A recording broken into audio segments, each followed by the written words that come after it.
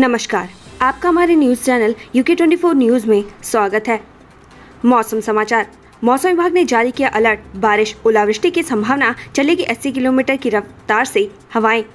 उत्तराखंड चारधाम यात्रा पर आने वाले तीर्थयात्रियों को अगले 2 दिनों तक मुश्किलों का सामना करना पड़ सकता है। देहरादून मौसम विज्ञान केंद्र की तरफ से उत्तराखंड में बारिश और तेज हवाएं चलने की अलर्ट जारी किया गया है। ऐसे में चारधाम यात्रा पर आने वाले श्रद्धालुओं की विशेष सावधानी बरतने की आवश्यकता है। अब बात करते हैं डीजल पेट्रोल के दामों की।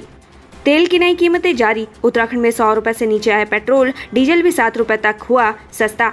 देहरादून की बात करें तो आज पेट्रोल के दाम है 95 रुपए 22 पैसे, वहीं डीजल के दाम है 90 रुपए 26 पैसे। हरिद्वार की बात करें तो आज पेट्रोल के दाम है 93 रुपए 40 पैसे, वहीं डीजल के दाम 89 रुपए 58 पैसे। रुद्रपुर की बात करें तो आज पेट्रोल के दाम है 93 रुपए 63 पैसे, वहीं डीजल के दाम है 89 रुपए 82 पैसे। हल्द्वानी की बात करें तो आज पेट्रोल के दाम है 94 रुपए 46 पैसे, वहीं डीजल के दाम है 89 रुपए 58 पैसे। जानिए आज देश और प्रदेश में क्या कुछ रहेगा खास। खुलेंगे हेमकुंड साहिब के कपाट। उत्तराखंड के चमोली जिले में स्थित सिखों के पवित्र स्थल श्री हेमकुंड साहिब के कपाट आज सुबह 10:30 बजे विधिवत तरीके से खुलेंगे। तीर्थयात्रियों का पहला जत्था गोविंद घाट से पंच प्यारों की अगुवाई में सुबह धाम पहुंच गया। इस बार हेमकुंड साहिब में 5000 तीर्थयात्री एक दिन में दर्शन कर पाएंगे।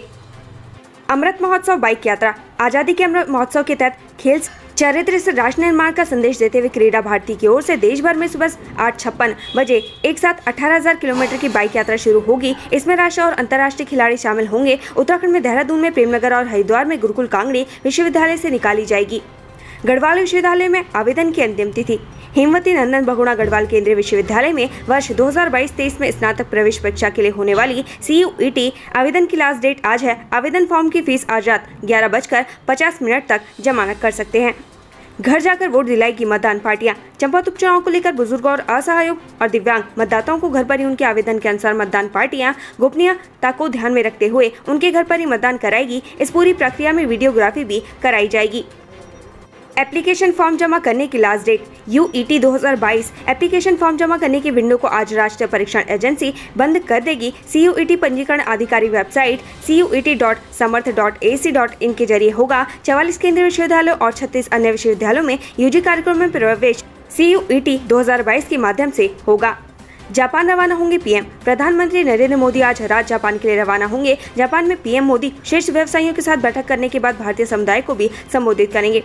जैव विविधता दिवस। धरती पर मौजूद जंतुओं और पौधों के बीच संतुलन बनाए रखने और जैव विविधता के मुद्दों के बारे में लोगों में जागरूकता और समझ बढ़ाने के लिए हर साल 22 मई को अंतर्राष्ट्रीय जैव विविधता दिवस मनाया जाता है।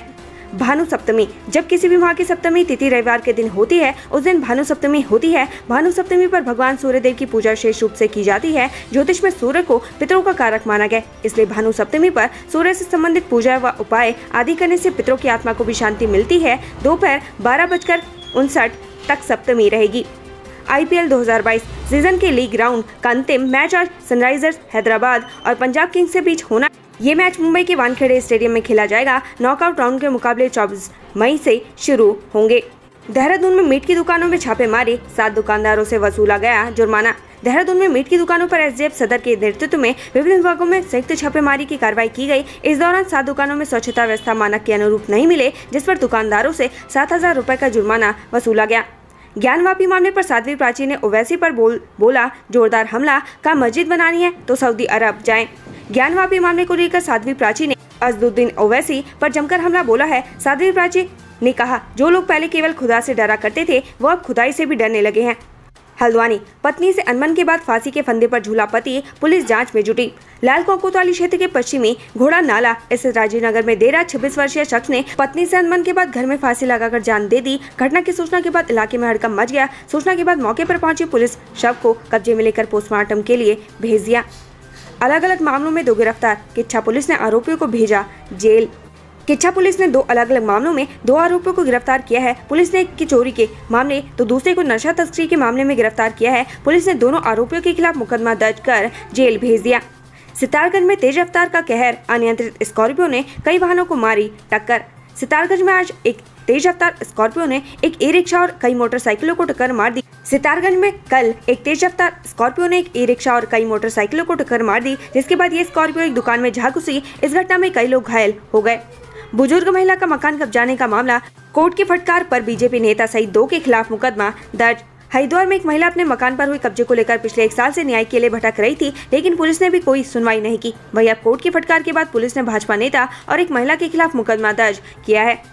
कोतवाली हरिद्वार क्षेत्र में पेड़ से लटका मिला फक्कड़ साधु का शव।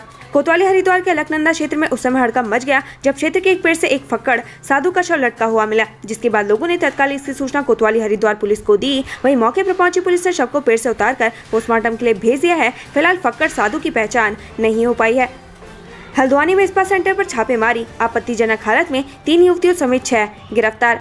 स्पा सेंटर के आड़ में अनैतिक कार्य की सूचना पर हल्द्वानी में एंटी ह्यूमन ट्रैफिकिंग सेल और पुलिस ने छापेमारी की। इस छापेमारी में स्पा सेंटर में अनैतिक कार्य में लिप्त 3 युवतियों और 3 लोगों को पकड़ा गया। इन सभी के खिलाफ में मुकदमा दर्ज कर आगे की कार्रवाई शुरू कर दी है। पकड़े गए युवक स्थानीय हैं, जबकि लड़कियां दिल्ली, गुड़गांव और पश्चिम बंगाल की रहने वाली हैं। गरुड़ चट्टी के पास खाई में गिरे बुलेट सवार 2 पर्यटक, पुलिस ने किया रेस्क्यू। निवार के दोपहर गरुड़ चट्टी चेक पोस्ट पर तैनात पुलिस को कुछ चालकों ने सूचना दी कि लक्ष्मण झूला मार्ग पर बुलेट सवार 2 पर्यटक खाई में गिर गए हैं, जिन्हें स्थानीय लोग निकालने की कोशिश कर रहे हैं, मगर खाई गहरी होने की वजह से सफलता नहीं मिल रही। सूचना मिलते ही पुलिस तत्काल घटनास्थल की ओर रवाना हुई। सुमगढ़ गाँव में खाना बनाते समय झुलसी युवती, दर्दनाक मौत। कपकोट थाना क्षेत्र के सुमगढ़ गांव की एक युवती खाना बनाते समय आग की चपेट में आकर बुरी तरीके से झुलस गई। आनंद फानंद में परिजन उसे लेकर जिला अस्पताल पहुंचे, जहां डॉक्टरों ने उसे मृत घोषित कर दिया। गंगोत्री राष्ट्रीय राजमार्ग पर 2 वाहनों की भिड़ंत, एक तीर्थयात्री घायल।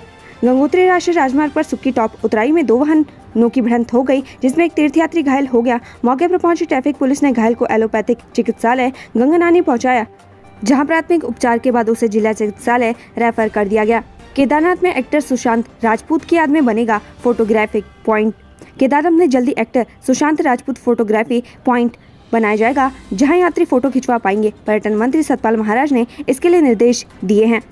हमलावरों ने घर में घुसकर लाठी डंडों से किया हमला, बीच बचाव करने आई गर्भवती से भी की मारपीट। 1 दर्जन से अधिक लोगों ने एक व्यक्ति के घर में घुसकर उस पर लाठी डंडों से धारदार हथियार से हमला कर दिया। इस घटना में वो गंभीर रूप से घायल हो गया। बीच बचाव आई गर्भवती महिला के साथ भी हमलावरों ने मारपीट की। पुलिस ने मामले में 4 नामजद समेत 10 अज्ञात लोगों के खिलाफ मुकदमा दर्ज कर लिया है। हरिद्वार, नशे में बह के एम्बुलेंस ड्राइवर के हाथ, डिवाइडर पर चढ़ाई गाड़ी। हरिद्वार में शनिवार देर रात नशे में धुत एम्बुलेंस चालक ने एम्बुलेंस डिवाइडर पर चढ़ा दी। हालांकि एम्बुलेंस में कोई भी मरीज नहीं था। पुलिस ने एम्बुलेंस चालक को हिरासत में ले लिया। श्रीनगर में शिक्षक ने छात्रा से की छेड़छाड़, मामले में जांच शुरू। श्रीनगर में गुरु शिष्य के रिश्ते को संचार करने वाला मामला सामने आया है, जहां प्राइवेट स्कूल के एक शिक्षक ने छात्राओं से छेड़छाड़ कर दी। इसका खुलासा कक्षा 7वीं में पढ़ने वाली छात्रा की शिकायत के बाद हुआ। घटना के बाद स्कूल प्रबंधन ने शिक्षक को निलंबित कर दिया। अपात्र राशन कार्ड वालों से 10 गुना ज्यादा दाम की होगी रिकवरी।